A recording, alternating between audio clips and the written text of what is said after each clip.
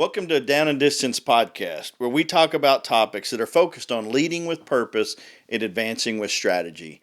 I'm excited today because today I've got a guest, Dr. Billy Crow. When the walkthrough was the kickoff moment for me, you know. So now the people that I've been having these conversations with,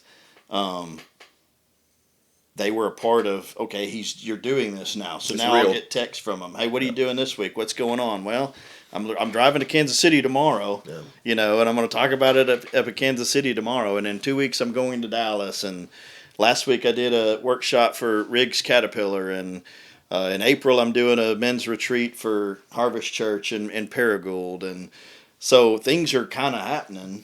And it's fun to me that I'm fortunate enough, I should say, to have friends that are texting, asking me about it.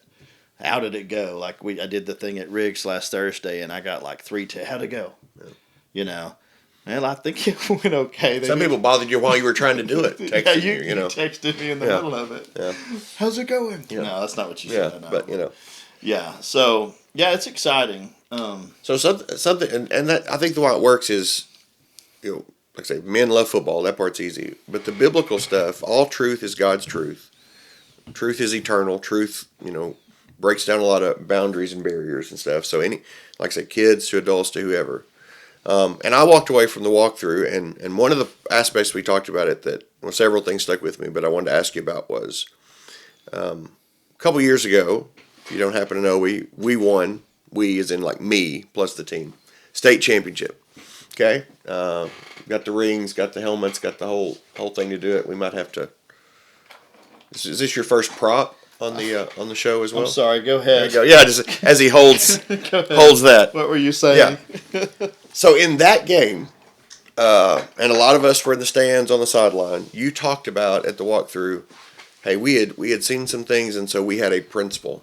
Yeah. And we were going to stick with that, whether it worked well or whether it didn't look like it, but we thought it was going to work. And we talked about being patient. Yeah. And taking these truths of God and working with them and staying on them. So talk a little bit about that, because I just think it was a really great point of how these truths you learn, man, you just keep doing them and they'll pay off. Yeah, well, I think that's part of that's actually a great example of kind of the whole framework of Down and Distance as a whole. Is the idea is to force us to approach life as a football coach would approach a game, and having a game plan that you follow as a structure. And so that game in particular, I think what you're asking about is, we had decided going into that game that even though everything told us to throw the ball, we were going to run the ball. And that was our strength. We believed in it. Who bought into that? Well, everybody, kids, everybody. One of our coaches' job was literally to remind me on the headset to call running plays, and I would call a pass play, and every now and then he's like, "You sure?" And I'm like, "Yeah, I'm sure about this one. I know. We still have to throw it some." And so his job was to kind of help keep me in line, and he could do that because he was a major part of coming up with the game plan. So he also believed in it too, and I think that's what matters too. And I think we got off on that conversation. Is so many times as men, we try to live life on our own. We try to I'm tough. I got this. Yeah, that's right. I can do it on my own. I'm a man, and that's not. Yeah, we are built that way in a lot of ways, but man, we need each other. Yeah. Like we've got to have support from each other. We got to have encouragement from each other. It's nice to have reminders, and it's nice to have reminders from somebody else that is walking that same path with you, because it's more it brings confidence a little bit. So anyway, that was his job, was to kind of help keep me on track. And so over time, we actually went down in the fourth quarter, and I started going, okay. It was early fourth quarter. We'd been ahead all game, and all of a sudden it's 8-6, and now tendency is, all right, let's just do whatever we gotta. But what did y'all do? Yeah, we just kept doing what we knew. We were supposed to do. And that's my point. It was based off of experience. It was based off of film study. It was based off of conversations. It was based off of, and then I don't know if I told this story Saturday, but a funny part to that because we could have thrown it. We could have thrown it a lot more. We probably could have. There's no telling, but we believed what we were doing. And then when it started popping runs and we started, then it was late like, in the fourth okay, quarter. Yeah, here we go, because you kind of wore them down, and which was the goal, and that's what we thought would work. We knew our strength in the end is what was going to get us the win. But a couple months later, I actually asked our quarterback in conversation. We were all kind of talking about it because he had the ability to audible at any time. Yeah. So with our offense, if he sees something he likes, he could audible at any point and change the play. And so I asked him, I'm like, you have the like, why didn't you audible more? Because you know you can. Mm-hmm. He's like, Coach, I just believed in what we were doing. I knew it would work.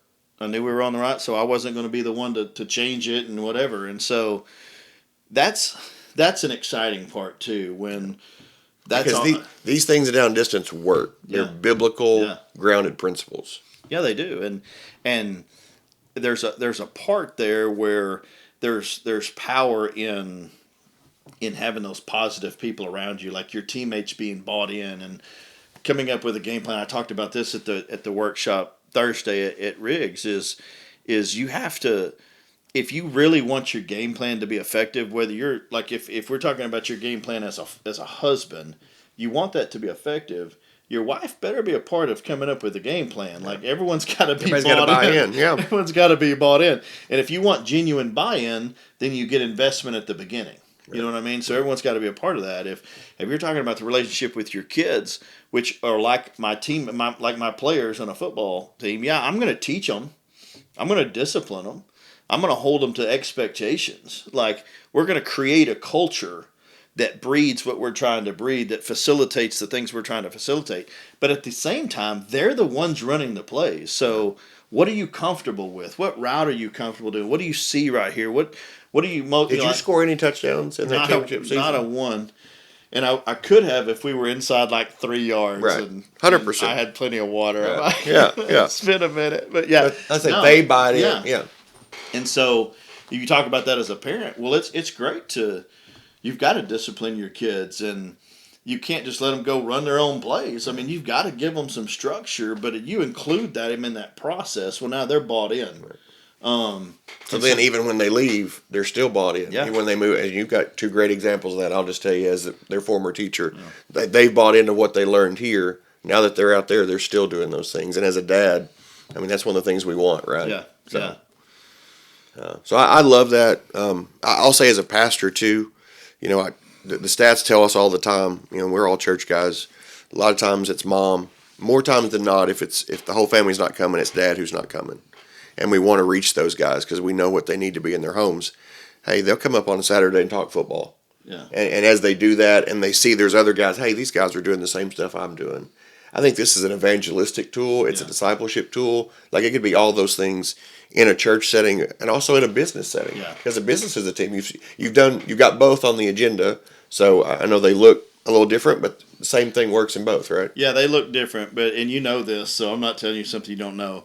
If I had one thing that I did with Down and Distance that I want to do is every weekend I would do something with fathers, with men in church, and just talk about godly manhood and discipleship and leadership and what it really means to be a leader. Like we had so many